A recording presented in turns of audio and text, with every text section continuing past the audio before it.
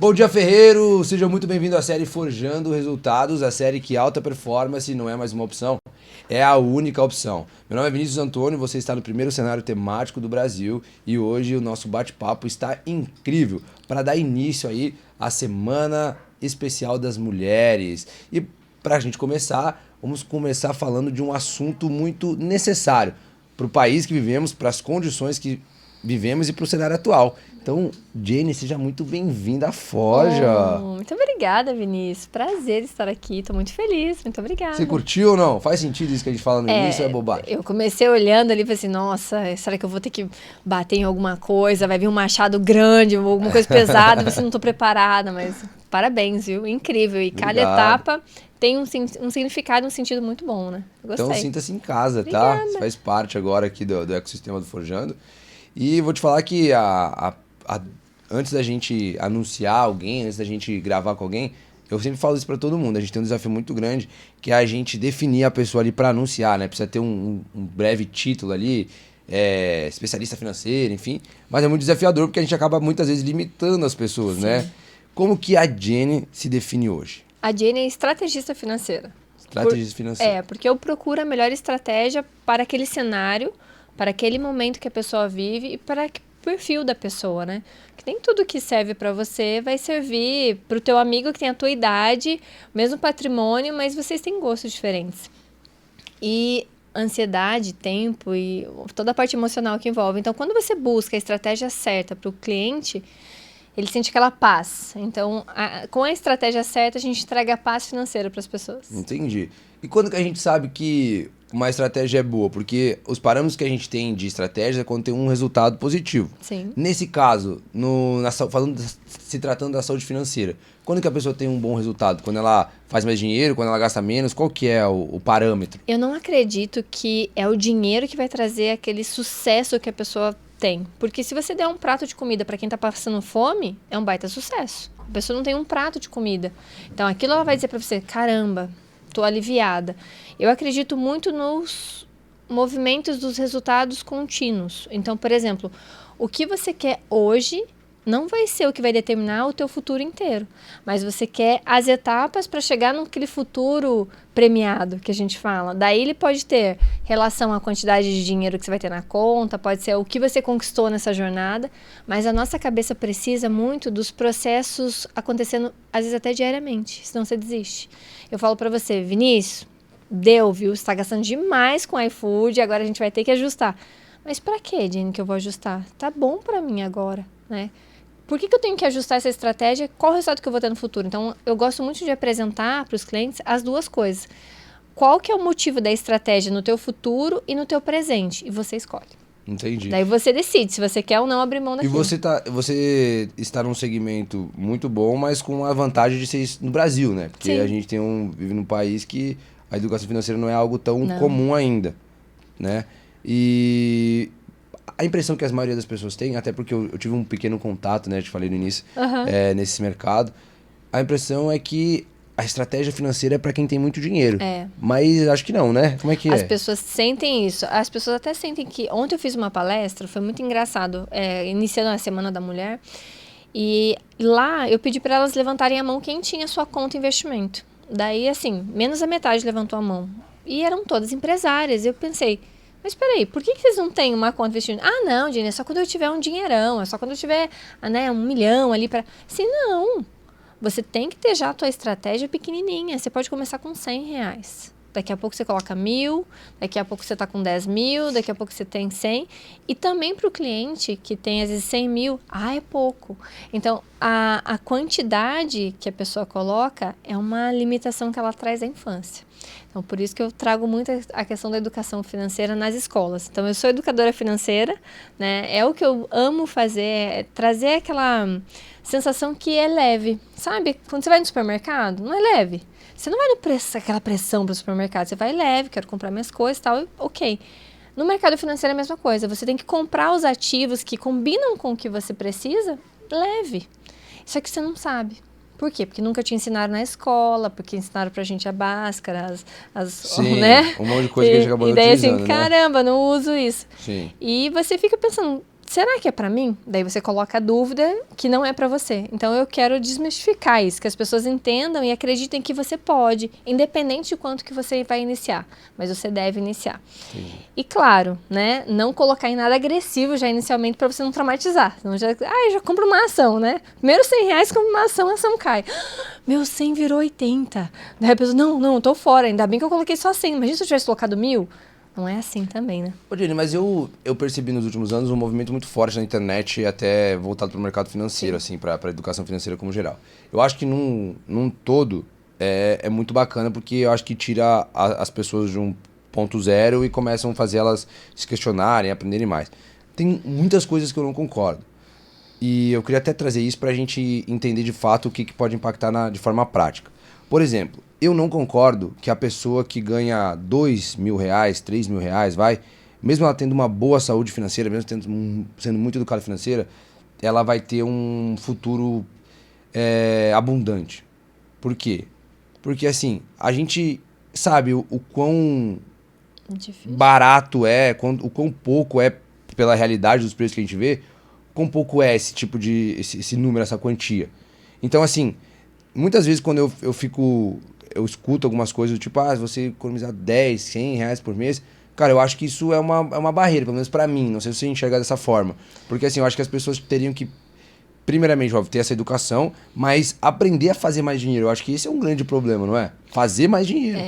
Só que a gente tem 2 pilares aí. Eu faço mais dinheiro e gasto na mesma velocidade que eu ganho. Então, é um pilar. Eu recebo hoje vários empresários que ganham R$100.000 por mês e estão endividados. Por quê? Né? Porque no pouco eles já não faziam uma boa administração. E no muito é pior ainda a administração. Então, entra de novo, a gente volta àquele patamar da educação financeira. Existe muito golpe, de fato, Vini, assim, absurdo ainda sobre o mercado financeiro, as pessoas acreditando muito em pirâmide. Você vê muita pirâmide que caiu aí recentemente, que é esse jeitinho que as pessoas colocam de coloca 100 que vai te dar X a mais. É uma coisa que você calcula, é irreal, e a pessoa cai. Então isso traumatiza a pessoa, que ela começa com um pouquinho, e também traumatiza aquela pessoa de você, não, se ele já colocou nesse negócio, deu errado, deixa eu gastar meus R$100 aqui com lazer, que eu não vou nem, pelo menos eu não perdi. Então tem isso, né? Viu? Você colocou lá, tentou e perdeu. Então a gente tem que ter um filtro, né? Tem que passar ali naquela peneira, né? Tem que ter essa pressão e falar, caramba, mas se eu não começar com o 100, que é o administrar muito bem o pouco, que Deus, né? Tá na Bíblia isso. Honre o pouco. Se você não souber administrar o pouco, sobre muito não te colocarei. Mas então, isso não exclui, então, a necessidade que a pessoa precisa aprender a fazer mais dinheiro. Não, mesmo tendo isso daí é regra. Assim, dentro das nossas estratégias, que a gente faz acompanhamento anuais para os clientes, a gente tem uma reunião específica que a gente vai falar assim, fontes de renda. Independente se você já ganha R$1 milhão por mês ou se você ganha R$5.000 por mês, qual é a nova fonte de renda que a gente vai trabalhar? Não significa que a gente já vai começar naquele mês ter renda, mas é uma sociedade com um amigo, alguma coisa que você queira explorar. Então, por exemplo, hoje eu tenho 5 negócios e eles não estão relacionados ao meu segmento. Eles têm uma participação que eu atuo da minha expertise financeira, mas eles não têm nada a ver com o ramo financeiro. Então, é um investimento na área da saúde, por exemplo, que eu sempre quis investir na área de saúde. Mas eu não tenho vontade nem de chegar perto de uma injeção. Então, eu não vou. O que eu vou fazer? Eu vou entregar o meu conhecimento para aquele negócio e aquele negócio vai me trazer uma fonte de renda. Então, a fonte de renda, ela tem que existir. E hoje, né, tem vários artigos, vários grandes analistas que falam, se você tiver no mínimo 10 fontes de renda, você vai ter uma vida próspera. Uau, no mínimo 10. 10. Uau. Tá, e com essa experiência que você tem de atender diretamente a pessoa, o cliente ali, que precisa executar isso na prática, o que você percebeu que é essa maneira mais efetiva para criar uma nova fonte de renda? Qual que é o caminho mais assertivo? O empreendedorismo? Excelente pergunta. É o talento. Né? O empreendedorismo vem muito daquilo do talento, do que você ama fazer e começa a fazer e como é que você precifica, né? Quando eu pedi a conta no banco, eu trabalhei 10 anos no maior banco internacional no Brasil e eu tinha um cargo de gestão, eu era gerente geral. Qual que é o maior banco? Pode falar o nome ou não? Pode, é o Santander. Ah, o Santander.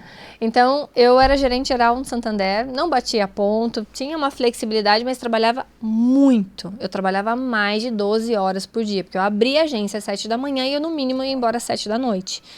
E eu tinha uma limitação, aquele salário, e se eu batesse todas as metas e o sol fizesse assim uma curva e tal, e abrisse um arco-íris, eu ganhava uma boa premiação. Era muito difícil. É pra não ganhar. É pra não ganhar. Daí eu ficava assim, gente, mas se eu me dedicar com essa mesma força, intensidade que eu trabalho aqui, com o que eu amo fazer aqui, fora daqui, eu posso fazer outra precificação. Então, eu tive que buscar uma fonte de renda que seria a minha fonte de renda principal fazendo o que eu amava fazer. Então, quando eu pego, às vezes, servidores públicos, poxa, eu passei no concurso porque eu quero uma estabilidade. Tá tudo bem você querer isso, mas é só isso? Daí a pessoa, não, eu quero um pouquinho mais. Então, qual que é a fonte de renda que a gente pode agregar você sendo servidor público? Jenny, eu posso, sei lá, dar aula de inglês, eu curto ensinar, a pessoa tem paciência. No sábado e no domingo, ela pode fazer 2 horas de curso de inglês para alguém e cobrar R$400, dependendo do nível, R$200. Aquele empresário que quer aprender rápido, poxa, 400 vezes 2, vezes 8, aquilo é 12 meses. Entendeu? Então, aquilo vai começando, só que é o quê? O que ela gosta de fazer. Dificilmente, Vini, dá certo uma segunda fonte de renda quando a pessoa não gosta. Então, por exemplo, poxa, eu já tô trabalhando, já não tá puxado. Já tá cansada. Daí eu tenho que ir lá. Então, assim, ela não vai. Ou ela vai se ela for para resolver uma dívida, uma pendência passada. Uau. Errei, agora eu tenho que corrigir esse negócio. Então, eu vou dar um jeito, né? Então, por exemplo, eu passei por um baita perrengue na minha vida, assim, mas muito perrengue. Eu saí de uma renda de 30 mil familiar para uma renda de 3 mil. Daí eu falei assim, como é que você vive, né? Ali, com 10%. E no mercado financeiro tem uma premissa, que uma das coisas mais desafiadoras que existe é você baixar padrão de vida, Sim, é a parte mais... Eu falo muito sobre padrão de vida, viver o padrão de vida ideal, né? E quando eu tive essa queda, que foi uma queda muito pesada na minha família, que foi uma renda grande que meu marido perdeu, a gente teve que se reinventar. Então, teve que mudar carro, mudar tudo, mudar a forma de restaurante, de amigos, e a gente perdeu muita coisa. Só que a gente conheceu muitas coisas. Aprendeu muito, né? E nesse período, a gente amava comida japonesa. Assim, pensa que é uma pessoa que ama, né? Eu falei assim, eu devo ter um sanguinho em algum lugar aí, né? No Japão, porque eu amo. Só que a gente não tinha grana para comer comida japonesa. Daí eu falei assim, gente, mas como é que eu vou fazer? Eu amo. Eu passava na frente do restaurante japonês e eu ficava assim, sabe? Babando, assim. Assim, e agora? Não tinha, não dava. Tava tudo muito contadinho. Peguei minhas férias, pensei, vou fazer um curso de culinária japonesa. Eu fiz um curso de 1 semana de culinária japonesa para aprender a fazer sushi, sashimi, pelo menos o basiquinho. Como é que corta o salmão, como é que limpa o salmão, como é que tira a espinha do salmão. Eu precisava saber aquilo. Vinícius, a gente comeu comida japonesa por 1 ano, gastando muito menos, eu fazendo em casa. Então, assim, você arruma um jeito quando você passa. Então, Deus me permitiu ter muito dinheiro muito nova e não entender algumas premissas, porque eu vinha de uma família muito simples. Então, minha mãe, aposentada por invalidez, meus pais se separaram quando eu tinha 1 aninho, eu sempre estudei em escola pública. Minha mãe não tinha grana para pagar o cursinho para eu fazer. Então, e eu queria muito trabalhar com dinheiro, porque eu ia com ela ao banco e eu voltava e eu via que o dinheiro dava acesso às pessoas, acesso às viagens, acesso à comida, acesso às coisas. E eu comecei a falar assim, eu quero trabalhar com dinheiro, porque dinheiro vai me levar onde eu quero. O dinheiro vai ser o meu veículo. E isso ficou muito forte na minha cabeça. Então, quando eu só tive 2 empregos. O meu primeiro emprego, na minha primeira entrevista, eu fui contratado. E eu cresci muito rápido. Eu entrei ganhando R$150 com 16 anos.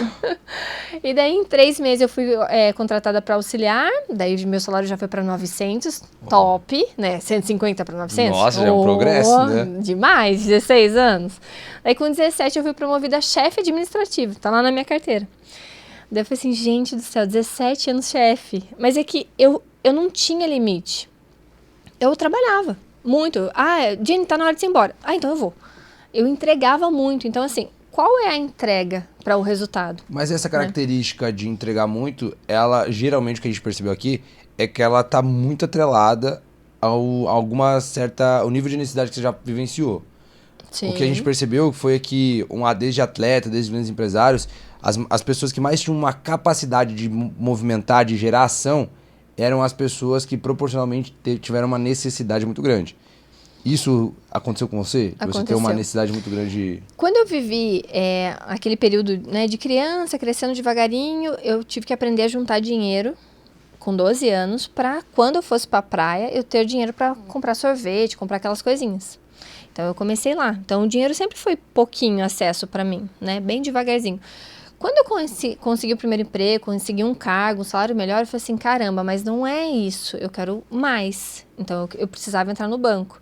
Foi quando eu consegui bolsa e eu consegui entrar na melhor faculdade de economia do Paraná. Só que eu perdi a bolsa 2 anos depois, porque eu não conseguia acompanhar aquela velocidade e eu, no mesmo período, eu já estava no banco. Então, como eu sou muito intensa, né? Qual que é o problema aqui? Essa chama me deixa até mais intensa. Você é capricorniano ou não? Não, Não? sou aquariana. Aquariano, É muito estranho, né? Mas eu era intensa em trabalhar muito mais, porque me dava mais acesso do que a faculdade. Então, eu chegava atrasada na faculdade, o professor assim, é Jenny, chega, professor, só, né, desculpa, só. Então, assim, eu preciso me dedicar onde me dava mais acesso, mais dinheiro, que Mais era no banco. recurso, Então, eu trabalhava muito forte no banco, por isso que eu cresci tão rápido no banco. Só que, nesse crescimento, meu marido, na época, eu conheci meu marido com 17 anos. Então, namoro, noivado, e a gente tá casado, vai fazer 14 anos agora. A gente passou por todos esses ciclos, né? E nesse ciclo que eu tava te contando, que eu fui fazer a culinária, o cursinho de culinária japonesa, a gente teve que aprender com muito pouco a ter coisas que a gente amava. Então, quando a gente fala da segunda fonte de renda, né? Como que você aprende com muito pouco continuar tendo o que você gosta? Você vai começar a ter uma criatividade muito maior que sai, assim, acho que do fundo do estômago, assim, sabe? Aquela coisa, assim, você tem que pensar em coisas diferentes. Só que isso faz com que você não aceite mais passar por aquilo. Então, Deus me permitiu passar por uma escassez muito grande, entender qual é o desemprego, como que a pessoa tem que cair o padrão de vida, na dor, não foi no amor. Como que você precisa pensar no teu futuro e por que você não tinha uma boa reserva de emergência? Então, para eu sentir hoje o que muitas famílias sentem, que é o que a gente está vivendo hoje no Brasil, um crescimento gigantesco de pessoas inadimplentes. Não, né? sabe o que eu vi ontem? Ontem ainda, acho que à noite vi uma matéria na Forbes que diz que 70 milhões de brasileiros estão endividados. Tem uma dívida ativa, assim. Aumentou, Caraca, né? aumentou 14% É muita coisa, né? as famílias que ganham acima de 10 salários mínimos, que é uma boa faixa, né? Você entende desses 70 milhões, que é quase 50%, vai, tipo, 30% da 30%. população, tá endividado. Isso tá mais atrelado ao ganhar pouco de fato ou muito mais atrelado a não saber lidar com o que ganha? Muito mais atrelado ao não saber lidar com o que ganha. Assim, é nítido. Eu faço palestra, assim, e a gente faz algumas enquetes para entender a galera que está ali buscando. E a galera, às vezes, ganha pouco e alguns têm dinheiro guardado e o outro ganha o triplo e não tem dinheiro guardado. Então, tá muito mais ligado nas enquetes que a gente faz às pessoas que não têm o conhecimento. Então, quando você não sabe, você não tem nem aquele sentimento de culpa. Você simplesmente vai vivendo. Poxa, se meu salário é 3 mil, eu posso gastar 3 mil. Ninguém te falou que você deveria gastar só 2.700. A pessoa fica... Só que se ela passou por aquela pressão, escassez, em algum momento da vida, ela vai ter uma lembrança na memória dela que ela tem que cuidar. Pra não voltar mais, né? Mas se ela não teve? Se os pais nunca abriram, porque é um tabu, né? Mas eu acho que tem um outro lance também que talvez a pessoa se acostume. Porque eu venho de uma família muito simples também. E assim, dificuldades, desafios não faltou, né? E nem por isso todas as pessoas que fizeram parte do meu ciclo em algum momento saíram também dessa situação, mesmo tendo essas experiências negativas. Mas eu acho que chega um ponto que se a pessoa viver muito aquilo, ela acaba se acostumando. Aí ela sabe que ela não vai mais morrer, que ela vai dar um jeito, que depois de 2 meses ela vai conseguir pagar aqui, daí vai fazer outra dívida lá. E vai ficar anos nisso, né? E foi algo que eu percebi muito forte. Que a pessoa, tipo assim, beleza, já entendi que funciona assim mesmo e vai viver a vida assim, empurrando com a barriga. Tem uma expressão muito forte. Tem. Mas, Vini, é a mesma situação que a gente tem sobre seguro de vida. Por que você faz o seguro de vida? Não quero deixar nada pra ninguém se eu morrer, né? Mas por que você faz seguro do teu carro? Poxa, meu carro vale... Mas peraí, o carro vale mais que você? Foi você que comprou o carro ou foi o carro que te comprou? Entendeu? Então, entra em vários conceitos que a gente tem no Brasil sobre compra, sobre aquisição, sobre reserva de emergência, sobre ter dinheiro. As pessoas, elas não têm, de fato, conhecimento. Então, eu quero te dar super parabéns por você entregar no podcast tanta informação, tanto conteúdo relevante sobre processo. Porque as pessoas, elas muitas vezes não sabem qual processo elas têm que viver. Então, elas não decidem, elas não escolhem e elas não querem pagar o preço. Eu tenho hoje vários amigos que eles não têm nenhum terço do patrimônio que eu já conquistei com a idade que eu tenho. Mas por quê?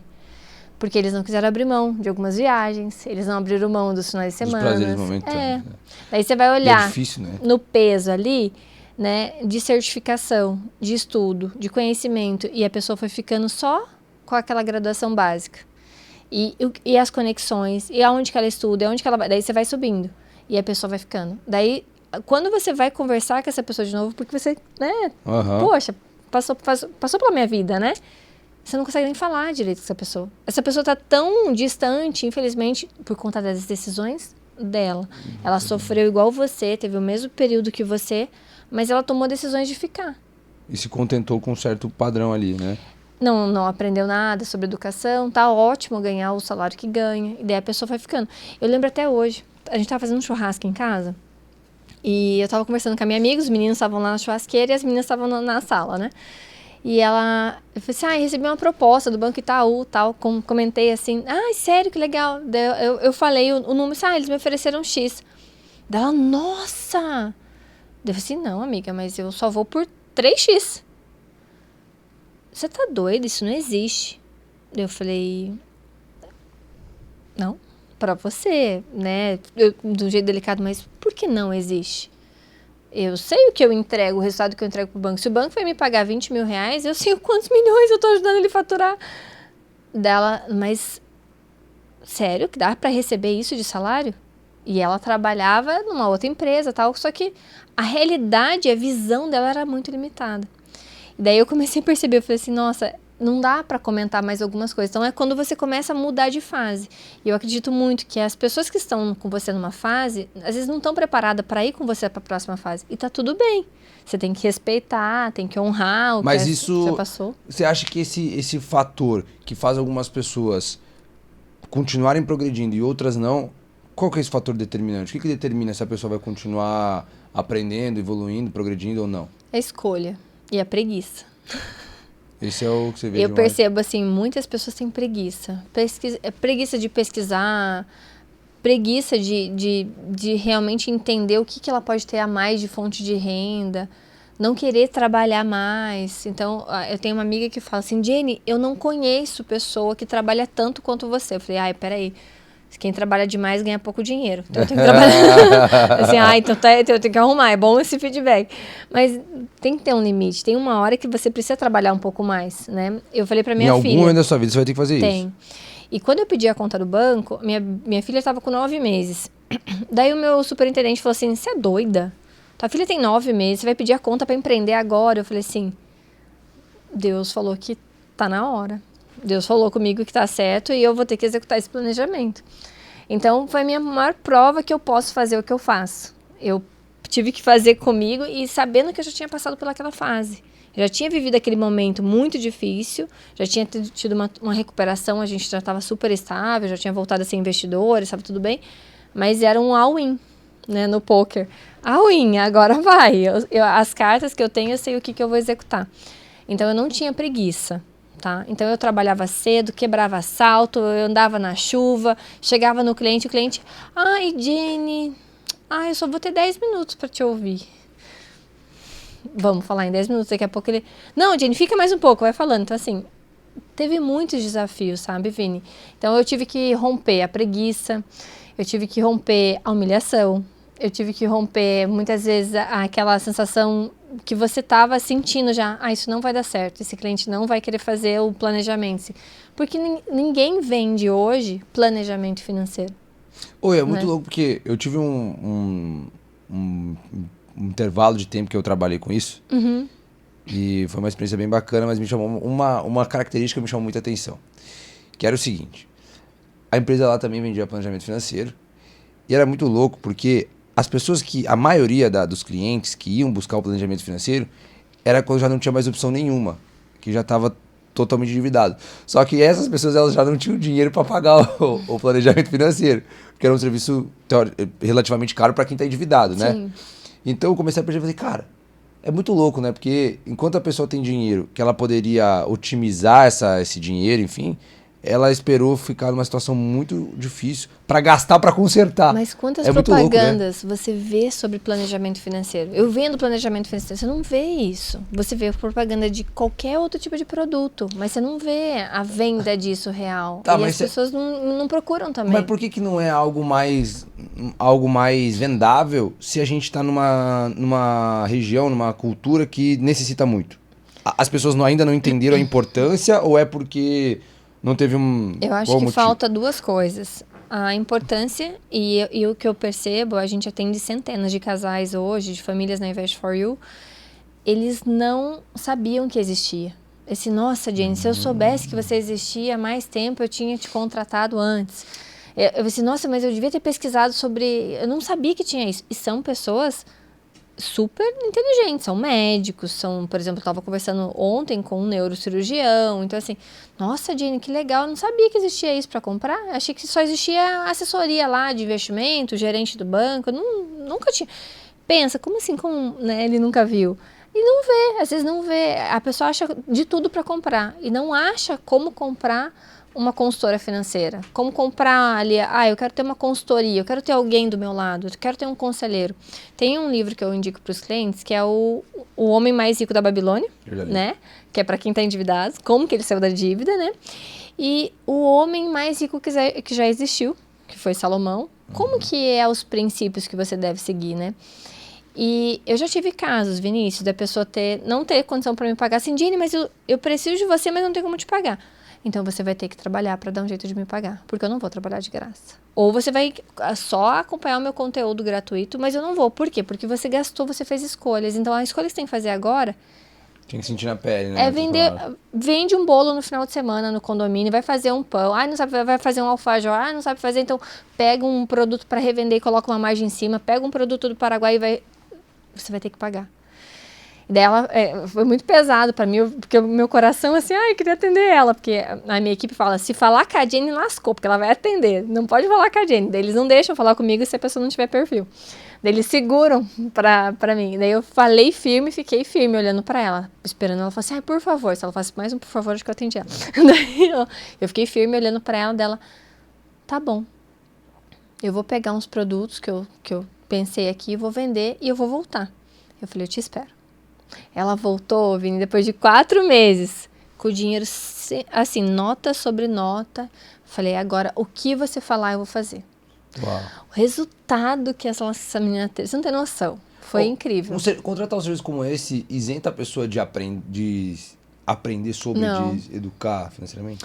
Na nossa metodologia, que eu desenvolvi, é obrigatório a pessoa passar por uma jornada de aprendizado. A gente tem clientes que falam assim, Jenny, eu confio tanto em você, faz aí que eu não quero essa parte. Acontece. Mas as pessoas que mais precisam, elas aceitam o processo.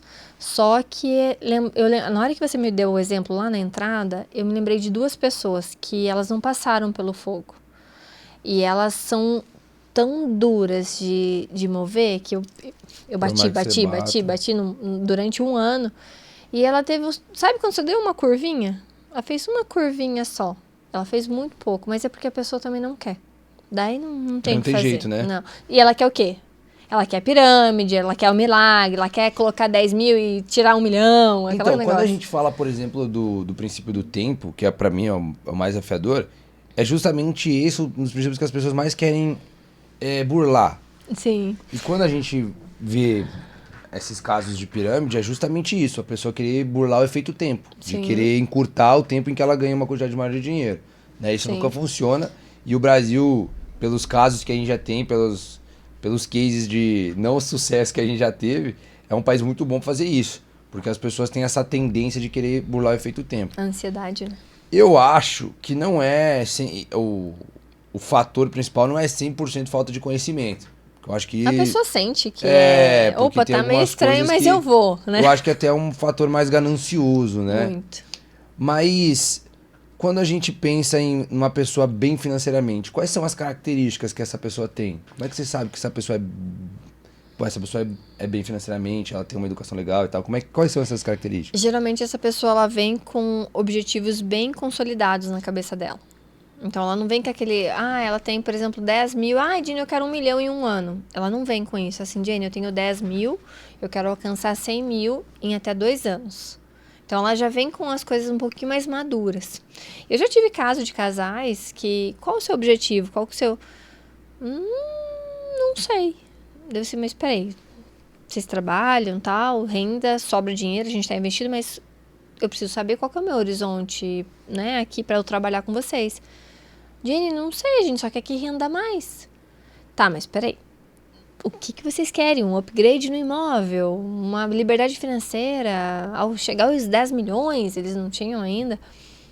Não sei. Daí eu falei assim, então vamos fazer o seguinte, volta, pensa, e daí a gente volta nessa reunião. Sério, você não... Assim, gente, se vocês não tiverem objetivo, eu não consigo atender vocês. Então, a primeira coisa, essa pessoa, quando ela tem a clareza do que ela quer de verdade, anotado numa agenda, num papel, ou no que ela nunca anotou, é fácil. Agora, quando não tem nada, quando ela tá muito perdido, não vale a pena nem começar o processo. Então, esse é o primeiro passo teu, um objetivo bem definido. O que a pessoa quer. Daí eu vou dizer, Vini, dá, não dá, né? Porque dentro do que a gente monta, o que eu acredito, eu entendo o teu cenário atual hoje, quais são os riscos que você tem no teu cenário atual e o que você quer, porque a gente vai plantar essa semente funda para a gente ter uma conquista grande, né? Daí quando a gente planta, eu tenho certeza do que eu vou ter que regar. E eu vou dizer para você, Vini, a partir de hoje eu preciso que você faça isso, isso, isso para a gente chegar nesse resultado até setembro de 2025, tudo bem? Isso sai impresso no papel.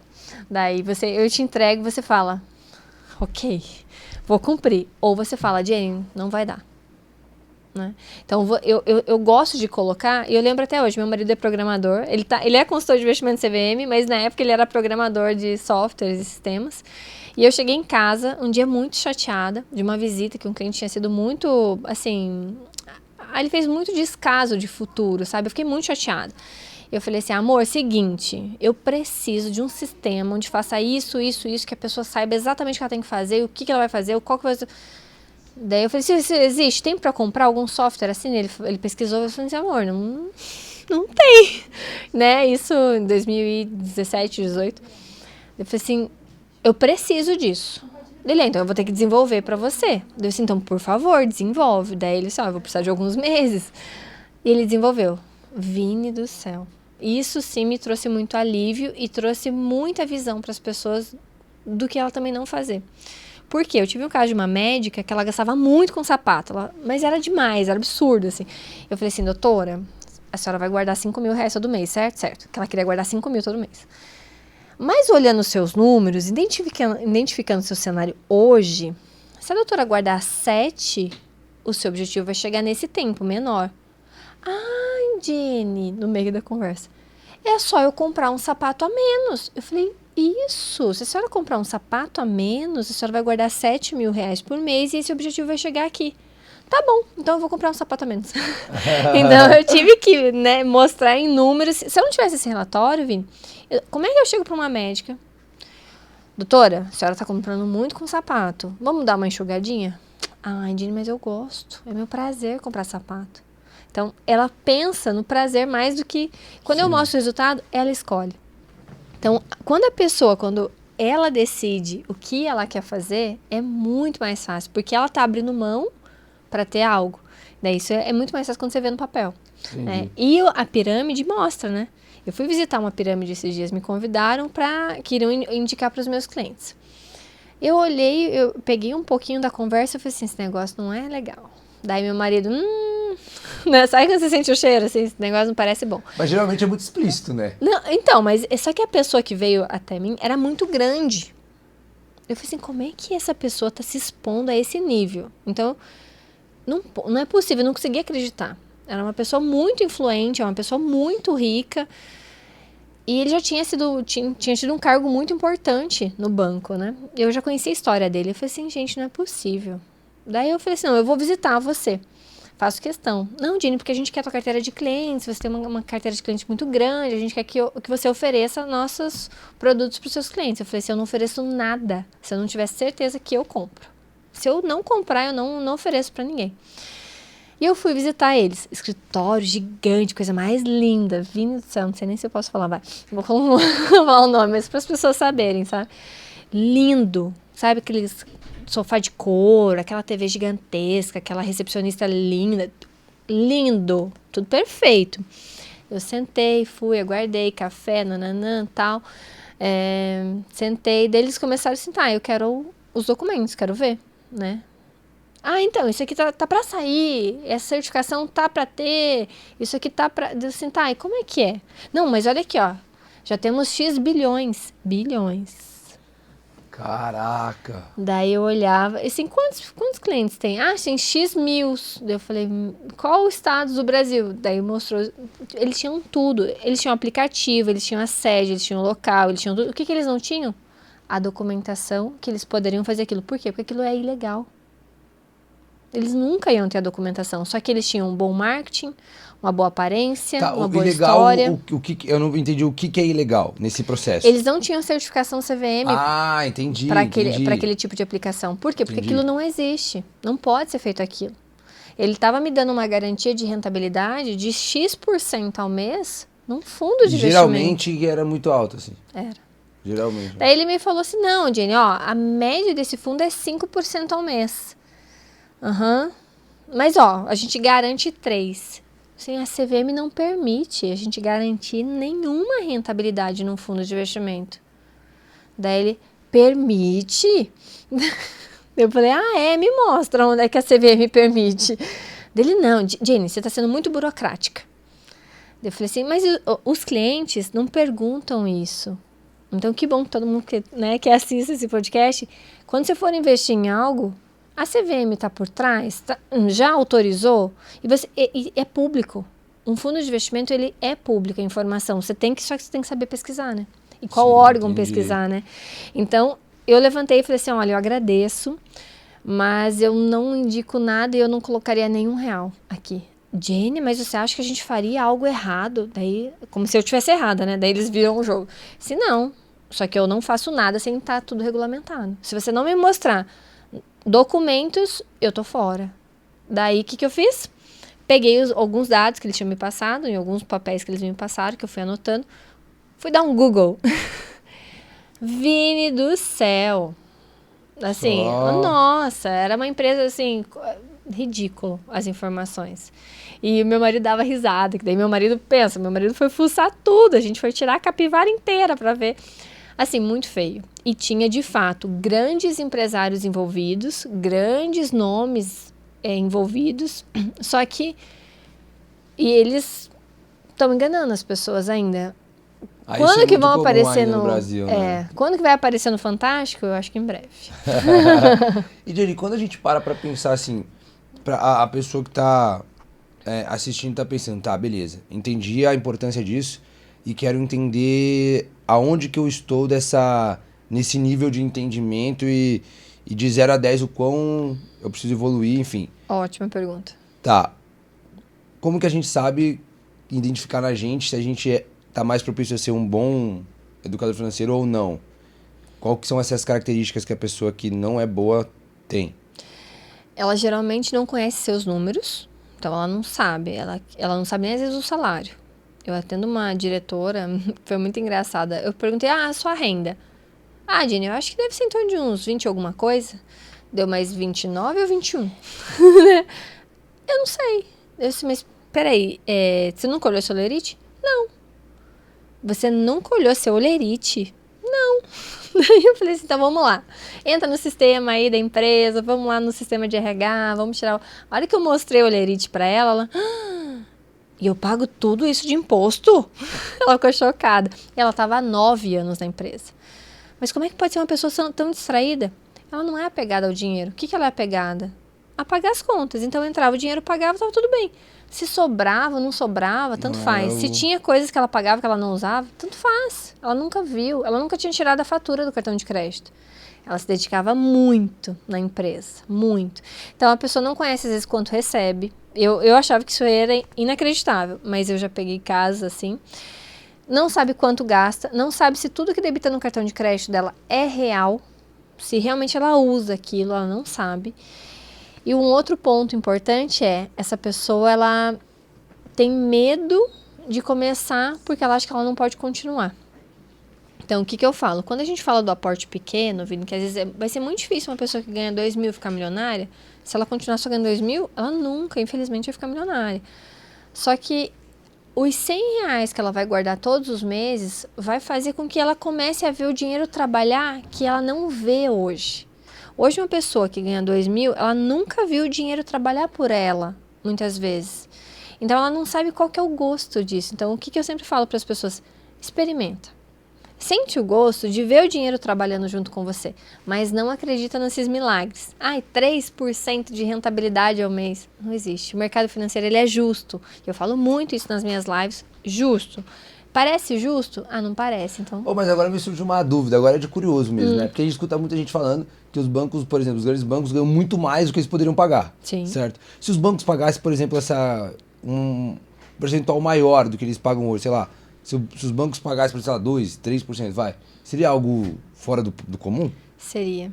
Não seria sustentável os Não. bancos? Mesmo eles cobrando 19% do cartão de crédito, por exemplo? Como eu fui gerente geral, eu tive do lado da mesa, o banco na época chamava como franquia. Então eu tinha que dar resultado para aquela loja, que era aquela agência. E os números do banco, eles são pesados, os custos são altos, porque ele tem que provisionar muita coisa. Então ele tem a provisão de clientes duvidosos de pagamento, que isso está muito enraizado ainda no nosso país, né? As pessoas sabem, não vou pagar, daqui 5 anos limpa meu nome. Entendeu? Uau. Então, isso está ainda muito enraizado no país. Não vou pagar, depois eu faço um acordo, pago pela metade. Então, os bancos, eles têm que provisionar um saldo muito grande. Então, o banco é tomador e poupador. Só que o tomador tem tanta raiz de inadimplência que ele precisa dar muito pouco para esse poupador para garantir quem não vai pagar. Se a gente tivesse uma cultura onde as pessoas honrassem, fossem íntegras em honrar o seu compromisso, é uma coisa. Mas, infelizmente, a gente não tem isso, né? As pessoas têm aquele jeitinho brasileiro, que é a nossa, né, frase, que a gente é conhecido ainda fora do Brasil, né? Quando eu tô fora do Brasil, a sensação que eles têm, quando a gente fala assim, o Brasil parece uma criança mimada, né? Eu cobro juro alto, a minha inflação é alta, mas eu me viro, eu tô crescendo, eu tenho tudo. Então, assim, de fato... Então, o que o brasileiro precisa ter hoje, né? A consciência da integridade de honrar o seu compromisso. Eu falo muito para o cliente, se você não tem como pagar o banco ainda, você já tomou decisões passadas, você não tem como pagar, não faça o acordo. Jenny, mas o banco não para de me ligar. Deixa ele te ligar, atenda o banco e fale, ainda não consigo pagar, mas eu vou pagar. Você não pode xingar o atendente, você não pode falar mal que o banco está te ligando 20 vezes. O errado é você. Então, essa parte da integridade, da pessoa entender que se ela pegou, ela tem que devolver. Entendeu? Devolver pro amigo, devolver pro parente, né? Que inclusive pro banco. Inclusive pro banco. E, Jenny, você teve uma experiência que me chamou muita atenção, que foi você ter uma pós-graduação numa universidade muito conceituada, que é Harvard.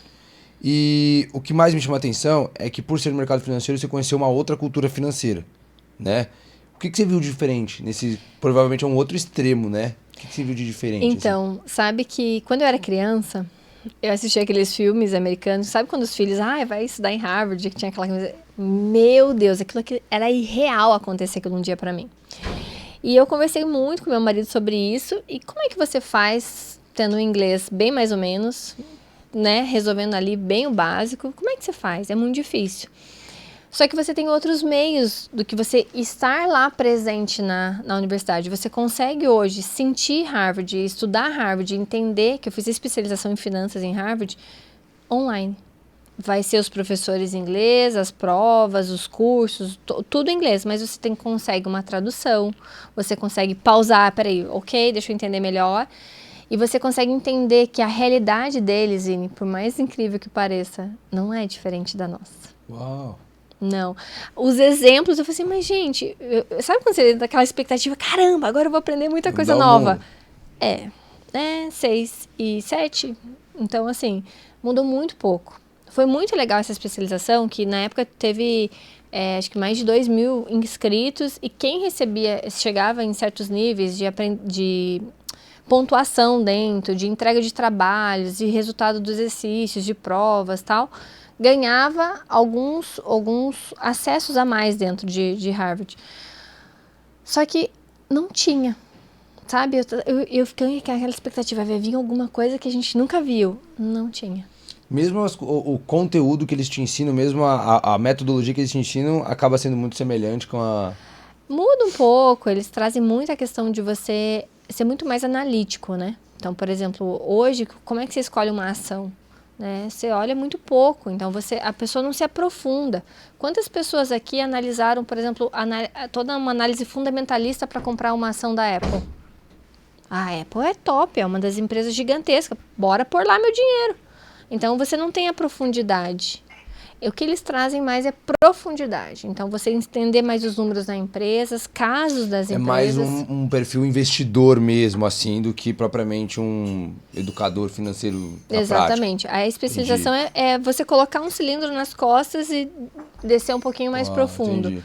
Então, assim, não tem mágica, sabe? Uau. Então, não tem... Até porque princípio é princípio. E ele funciona independente do lugar, né? Tipo a lei da gravidade. Não é porque a gente tá no Brasil que ela funciona. Qualquer lugar que você for do mundo vai funcionar. Exatamente. E uma coisa interessante que muitas vezes me marcou foi que os Estados Unidos, os americanos, são super consumistas, né? Então, você, deve ter alguma estratégia diferente para controlar esse consumo. Não. Só que os maiores investidores também estão lá. Mas eles têm um padrão diferente. Eu percebi até pra gente ser patrocinado pela BMW, a gente acabou conhecendo os mercados da BMW em diferentes lugares, né?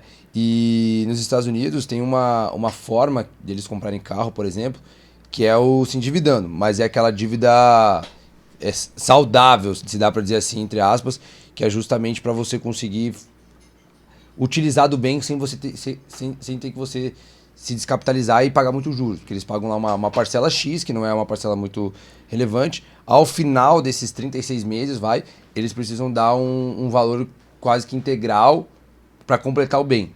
Só que quando chega nesse período deles terem que fazer isso, ao invés deles darem esse valor integral, eles renovam o bem, eles compram outro bem e aí postergam por mais 36 meses e assim sucessivamente. Então isso facilita a compra, obviamente, por isso que você tem uma discrepância muito grande de veículos novos todos os anos no Brasil, que varia de 2 milhões, se eu não estou equivocado, e nos Estados Unidos chega a 12 milhões. Então facilita muito. E não chega a ser algo prejudicial para a saúde financeira da pessoa.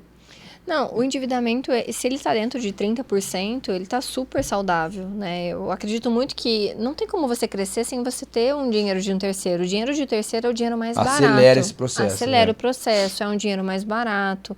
O que você não pode? Aceitar pagar o dobro do que você está pegando. Isso eu acho injusto. Poxa, você me empresta 10, eu tenho que te pagar 20. O banco não faz isso? Né? Depende. Nem sempre o banco faz isso. Em vários contratos, chega nesse extremo quando a pessoa não honra, que é a parte da integridade. Daí renegocia, daí não honra, daí renegocia, daí acaba chegando em situações assim. Mas quando você faz um contrato, ou exceto contratos imobiliários, né? Assim, a gente estava exemplo de carro. Os contratos imobiliários, facilmente ele dobra, né? Infelizmente, no Brasil você compra uma casa e paga duas, né? Os automóveis também, né? Acho que chega a ser bem expressivo, assim. É alto, mas não chega a ser tanto. Quando a gente fala nessa modalidade de compra, se a parcela está dentro dos 30% que você aguenta pagar no teu mês, que aquilo não te afeta, e você está realizando aquele baita sonho de ter a tua BMW, é maravilhoso. Agora, se caramba, você paga 50% da tua renda de parcela, tá errado. Tem que rever. Não dá. Tá errado. Baixa o nível, volta aqui para casa, vai para o padrão de vida ideal, porque você está vivendo um padrão de vida acima do que você pode ter, né? E eu gosto muito da estratégia para carro de consórcio. Adoro. Só que eu gosto de consórcio, eu não tenho muita paciência, sou um pouco, percebeu, né, acelerada. Eu gosto de comprar o consórcio e já estudar o grupo para já dar o lance e contemplar. Então, a gente faz muito isso. Muito, muito na Invest. Tá, mas o consórcio, ele tem a parte negativa, mas pelo que eu entendi que você está falando, tem uma parte positiva. Porque o que mais a gente escuta, e até o que eu aprendi sobre, é que não era algo... não era a melhor opção, Não era algo extremamente horrível, tipo fazer um financiamento, mas não era a melhor opção. Eu quero só entender agora qual que é como que é bom um consórcio ou quando que é ruim. Então, nas prateleiras do banco, A prateleira que vai estar aqui na tua frente, na sua vista, é onde o banco ganha mais dinheiro. Então, os bancos eles deixam mais fácil, você pode pegar. As prateleiras de cima são onde tem o dinheiro que o banco ganha menos. E é mais difícil para você pegar. Exatamente essa analogia que você tem que ter de consórcio. O consórcio é onde o banco ganha menos dinheiro e parece mais difícil. Só que se você estudar o grupo, entender o histórico e analisar aonde você está comprando esse consórcio, ele é maravilhoso. O ano passado a gente contemplou mais de 27 milhões em consórcio, que era 27 milhões de financiamentos que iam ser feitos. Por quê? Eu não vendo consórcio. A gente tem parceria com uma empresa de consórcio. Eu gosto muito dos consórcios do Banco Itaú, por exemplo, mas eles fazem vários para mim. Eu chego e falo para o meu cliente, a melhor estratégia para você é consórcio. Porque a gente tem esse saldo que a gente pode dar entrada e no financiamento ele também vai pedir entrada para você de 20%. Vamos estudar grupos e encaixar a parcela do consórcio aqui para isso. Dini, eu tenho medo. E se o consórcio não contemplar? O consórcio é ruim. Falei, calma, é outra raiz, Vini, que o brasileiro tem, sabe? A ansiedade, né? E o medo de não dar certo. Porque eu trago a estatística. Falei estatisticamente, essas são as chances, essas são as probabilidades, esse é o valor do lance, esse é o valor da parcela. Encaixa? Encaixa. Então, fechou. Então, a gente faz isso. A gente contrata, a gente dá o lance, a gente contempla e pega o bem. Semana passada um cliente pegou um carro novo agora. Assim, ele ia tirar da aplicação o valor integral. Gente, não quero pagar juro. Eu falei assim, não, eu também acho que você não deve pagar juro, mas, poxa, descapitalizar agora, nesse momento do Brasil, você tá com caixa baixa da empresa, não é legal. Tirar agora 400 mil da aplicação, se a gente fizesse metade, tirar só 200 da aplicação e 200 no consórcio, ele dá. Eu falei, dá. Eu fiz o estudo, levantei as informações e ele pegou o carro. Então, ele tirou da aplicação só 200 mil. Os outros 200 mil estão no caixa. E esses 200 mil estão parcelados com uma taxa de administração que saiu... Vini, acho que deu 0,62 ao mês. Super baixo. A aplicação dele está dando mais de 1, né? Entendi. Quando a gente fala de rendimento, essa parte legal, que é muito bom, mas está dentro do aceitável ainda em termos de não ser algo ilegal, assim. O que hoje o mercado proporciona que é um rendimento legal, mas que está dentro das leis, assim, vai. Com a taxa de juros que a gente vive hoje no Brasil, você consegue com tranquilidade 1%. E é um ótimo investimento. É maravilhoso. Já maravilhoso. Dini, mas a minha empresa eu ganho muito mais que 1%. Eu falei assim, lógico, a tua empresa, você trabalhando, você fazendo, você indo, você tendo funcionário. A gente está falando de um dinheiro que está parado dentro do mercado financeiro. Você não está fazendo nada. O dinheiro está aplicado, o dinheiro está rendendo. Então, é isso que as pessoas têm que entender. Se você não está colocando força, empenho naquele dinheiro, quanto ele pode te dar de retorno? E se você está colocando empenho, quanto ele pode te dar de retorno? São dois cálculos totalmente diferentes, né? São outros conceitos. Mas você sabe o que me chamou a atenção? Quando a gente para analisar esses últimos meses, principalmente esses últimos 3 meses, a gente viu uma queda muito grande das grandes empresas, né, de empresas gigantes, tendo que demitir, enfim, perdendo um valor de mercado muito grande, Sim. que há 10 meses atrás eram as empresas seguras a se investir, né? Então a gente teve um baque muito grande nisso também. A gente vê uma ascensão muito grande de muita gente falando sobre os criptoativos e a gente vê uma instabilidade no Brasil e no mundo de dinheiro. A gente vê o caso da Rússia, de você não conseguir sacar o dinheiro, enfim. E aí surgem várias informações. Qual que é a visão da Jenny como planejadora financeira? Como que isso se encaixa? É uma possibilidade? É muito distante ainda? Como que fica essas novas tendências que estão surgindo nesse mercado que a gente vive hoje? Quando me perguntaram qual era a minha palavra do ano para 2023, a minha palavra era atenção. Então, o que as pessoas têm que ter agora é mais atenção nas escolhas. Então, por exemplo, varejo sofre. Quem uma das grandes aí que estreou 2023, né, e o Sérgio Rial, colocou nas mídias, tô fora, peço a conta, né, tô saindo, vocês que resolvam o problema. Foi um segmento que sofre, que é o varejo, a margem é muito pequenininha, eles têm muita situação de falta de integridade. Mas que não é de hoje, né, que já é de anos. Sim, falta de integridade de pessoas que roubam as lojas deles, então eles têm vários problemas nas lojas. E talvez uma integridade, não sei, né, que o Sérgio Real colocou, que os números dele estavam errados, né? Então, o que o investidor hoje tem que ter? Atenção. E não ir atrás do milagre. Então, por exemplo, se é um segmento que pode ser preocupante, atenção nos números. Estratégia, fundamentos, o que esse CEO está falando, o que ele não está apresentando, para que lado que ele está investindo, ele está ficando só no dele ou ele está fazendo um mix? Ele está indo para o agro ao mesmo tempo, ele está indo para a construção civil, porque isso acontece, né? Então, as empresas, elas abrem as holdings para trazer também proteção e lucro, né, para a matriz. Então, tem que ter toda essa análise de olhar a fundo aonde você vai colocar teu dinheiro. Ontem um cliente me perguntou, Jenny, você acredita no Banco do Brasil? Eu falei assim, olha, é um banco, né, centenário, ok. Qual que é a estratégia desse banco? A gente leu, parece interessante. Qual que é a possibilidade de crescimento? Então, a gente vai com atenção em todos os detalhes. Então, você não pode olhar só se ele é amarelo, se ele é branco e se ele tem 100 anos ou mais de 500 anos. Você tem que entender qual é o caminho que ele está traçando para crescimento. E nesse cenário, as criptomoedas entram como? Nesse cenário, eu gosto muito de criptomoeda, só que é aquele negócio que você tem que colocar pouquinho. Eu digo que a criptomoeda é tipo a pimenta, o temperinho. Eu amo temperos. Então, assim, tem que ter uma pimentinha ali, né? Não dá pra ficar aquela coisa só arroz e feijão. Tem que ter um sabor a mais. Ela é algo que não vai ter como você voltar. Não vai parar de existir. Não vai voltar. A gente só vai pra frente. Até porque ela teve uma funcionalidade bem bacana, inclusive. Sim, muita força, né? Ela trouxe a rapidez para transações, ela trouxe desmistificação de coisas que estavam muito no tradicional. Uma certa segurança para alguns países mais turbulentos. Sim. Né? Eu acredito que todo mundo tem que ter um pouquinho, só que tem que comprar no lugar certo. Então, atenção na compra, né? A empresa onde você faz e que vai te ajudar é de confiança, é uma grande corretora. Como que é as informações? E entender mercado. Então, quem entrou com Bitcoin há 1 ano e meio atrás, está chorando até agora, né? Meu pai, só perdi dinheiro. Eu falei, mas espera aí, você colocou esse dinheiro para curto prazo? Tá errado.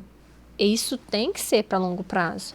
Então, é importante tem que entrar no momento onde realmente não tem como voltar atrás. Tem que falar assim, eu não vou investir nisso. Eu respeito, mas por quê?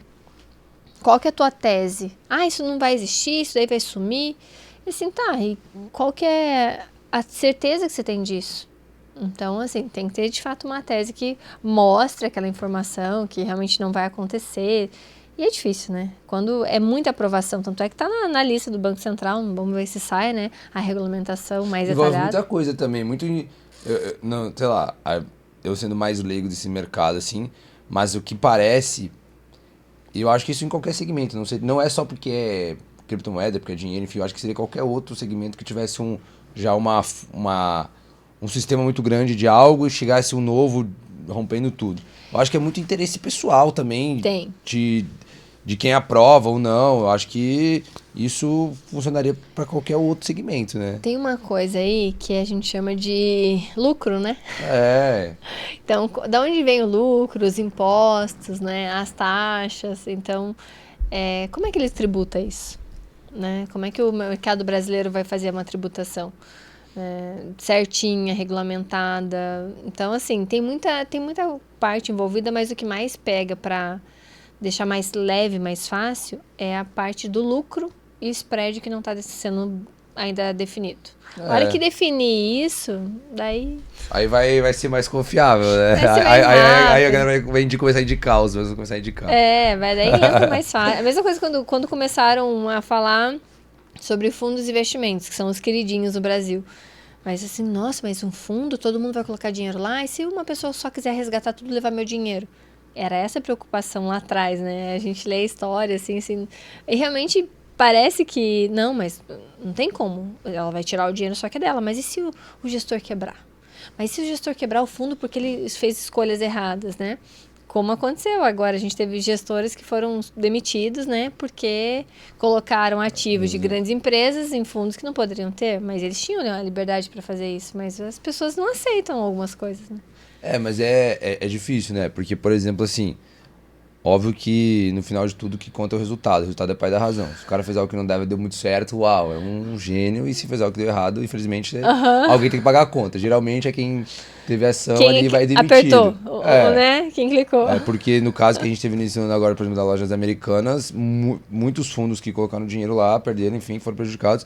Mas assim, era quase que impossível você imaginar que teria um problema lá desse tipo. Não é uma questão de mercado, é uma questão já que transcende até a própria análise. É, a integridade. Né? Porque imagina, Dos se números. se os grandes gestores, se as pessoas que fazem isso o dia todo, o tempo inteiro, perderam muito dinheiro, imagina o civil, né? Que tem uma leitura muito mais superficial de tudo. É Que muito só difícil gosta não porque ser. vai sempre na Americanas comprar, né? Então é muito difícil, né? Mas, gente, vou falar aqui, eu fiquei bem surpreso, acho que deu pra gente esclarecer bastante coisa aqui hoje. Que bom. Acho que deu pra gente ajudar as pessoas a dar um passo a mais em direção de uma maior saúde financeira. E eu acho que é necessário a gente falar mais disso no país que a gente vive hoje, porque eu acho que é imprescindível. A gente que fala sobre ter um resultado, sobre querer contribuir no processo dessas pessoas, é impossível a gente falar disso, de ter uma vida muito melhor, se a gente não tiver uma vida financeira muito melhor, né? E é a vida financeira que vai ser a base para as outras. Então, você não briga com o teu cônjuge se você tá com o saldo na conta positivo. Você não fica depressivo se você não tá com aquela ansiedade. Como é que eu vou pagar essa conta? Porque a pessoa fica depressiva. Eu vejo pessoas ansiosas, depressivas, doentes, porque não tem dinheiro para pagar uma conta. Mas porque não é a conta, é a decisão lá atrás que foi equivocada. Né? Então, as pessoas elas têm um impacto na saúde, na família, no relacionamento, profissionalmente. E a gente trabalha muito com a parte de educação financeira para os funcionários dos nossos clientes. Por quê? Quando a gente entra... Por que o time não está rendendo? Poxa, meu time não está batendo as metas. Mas por quê? Porque eles estão ansiosos, querendo vender a qualquer custo para conseguir pagar a conta. Eles não têm uma educação financeira em casa, eles saem de casa com a vontade de ter só o dinheiro para pagar aquela conta. Com uma necessidade muito grande. Né? Então as pessoas não... Se elas tiverem aquele básico bem feito, nossa, que não precisa de Excel, do básico bem feito, sabe? Ela tem que ter aquele manualzinho que é colocar na agendinha tudo que tem que pagar fixo. Tudo que é essencial e tudo que é desnecessário, mas a gente gosta de fazer. Que são os prazeres, são os lazeres, são aquelas coisas... Poxa, mas se eu não pagar isso, é por que eu tô trabalhando? Mas peraí, não é só por isso. É também com isso, que pode ser uma vez no mês, não toda semana, né? Então, é aquele básico muito bem feito. Por isso que eu acredito muito na educação financeira e eu acho que as pessoas elas têm que entender que é um investimento que ela vai ter que fazer para aprender. Que se na escola pública não tem, na particular, algumas têm, né? A maioria não tem. Não chega a ser algo uau, assim, profissionalizante. Mas se fosse um básico bem feito, sabe? Eu vou em algumas escolas da aula e eu faço uma aula palestra, assim, e as crianças ficam assim, nossa, né? Eu vejo pelo meu sobrinho. A gente começou com a parte de educação financeira com o meu sobrinho, porque não tinha como não falar de número com ele. Ele tem agora 15 anos. E eu fui palestrar para 5 turmas do colégio dele. E ele era o único que estava no nível de entendimento das 5 turmas. E por quê? Porque os outros, eu tinha um outro, meu pai não fala, nossa, minha mãe nunca me explicou isso. Eu trouxe alguns gatilhos para eles questionarem os pais, para começar a conversa, sabe? Para não ter aquele tabu. Sim. Em casa a gente não fala de dinheiro. E o Vitor, ele estava assim, anos, luz na frente de entender o mercado, entender índices, entender as escolhas. E ele já tem um crescimento de um veículo que ele usa, aquelas motinhas, nem sei o nome, que custa quase 20 mil reais. Ele começou com a primeira, bem baratinha lá atrás, ele vendia, ele ganhava uma coisa de presente, dele vendia, ele trocava, dele pedia de presente dinheiro, dele vendia, ele trocava. Ele tem 15 anos. E algo que era para ser básico acaba se tornando uma vantagem competitiva, né? Sim. Muito louco isso. E ele agora sentia, poxa, não me vejo não sendo um economista, não sendo um administrador de empresa, eu quero trabalhar com número. Né? Legal. Tipo, que lindo! Já fica doido. E, Jenny, a gente sempre, pra gente caminhar pro final, a gente tem uma pergunta aqui que é incomum para todas as entrevistas. Eu acho que essa pergunta, ela fala muito sobre a pessoa, e é uma das que eu mais gosto, inclusive, assim, que é, se hoje fosse seu último dia de vida, e você tivesse que deixar uma mensagem para as pessoas que te escutam, qual mensagem você escolheria para deixar? Seja íntegro Seja, de verdade, íntegro em todas as suas decisões e tenha bondade no coração. Uau, acho que define bem a nossa conversa de hoje, né? E eu queria te agradecer em nome do Forjando Resultados. Obrigada. Por você contribuir o seu tempo para contribuir nesse propósito que a gente tem de impactar através da educação. Então, eu acho que essa é a única maneira, a mais efetiva, para não dizer a única, mas a mais efetiva, para a gente mudar a cultura de um país. Sim. Então, obrigado por contribuir com esse propósito. Obrigada, Os portas estão Vini. abertos para você aqui. Muito obrigada. Tá? E eu queria aproveitar. Deixa suas redes sociais aqui pro pessoal. Fala as suas redes sociais. Vou deixar, meu Instagram é Jenny, JENNI, investe 4, número 4U.